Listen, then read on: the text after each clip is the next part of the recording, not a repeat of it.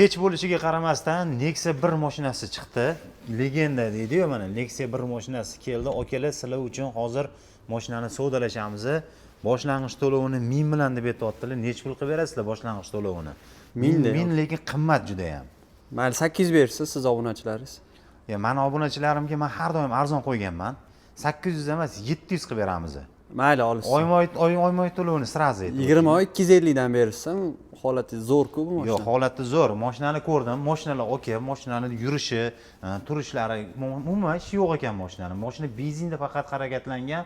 Mashinani 2 ta yo 3 ta detalda kraskasi bor ekan. Bu ham pitno, polni emas, detallanmas. Pitnosi bor ekan. Kimga qiziq bo'ladigan bo'lsa, aloqaga chiqinglar. Oyma-oyini lekin 20 oyga juda ham qimmat. Mani obunachilarim har doim arzon xohlashgan. Mayli, siz 250 deyapsizlar, sizlar. Ha, 250.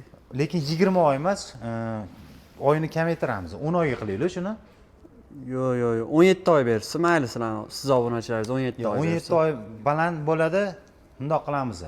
Mani obunachilarim agar meni nomimdan telefon qiladigan bo'lsa, Xo'p.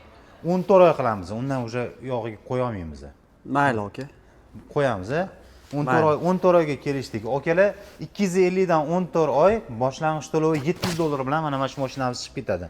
Ozgina videoyimizda cho'ziladi. Endi u yog'ini ichlarini ko'rsatib o'taman.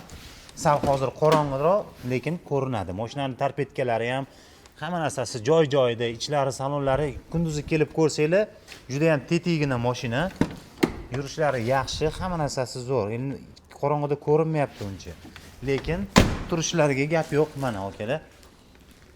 Juda ham yaxshi mashina. Kimga qiziq bo'ladigan bo'lsa, Telegram kanalimizga nomerimizni qoldiraman. Undan keyin o'zim bu profilimda ham qoldiraman. Uzr, ozgina tutilib gapirdim. Xafa bo'lmaysizlar.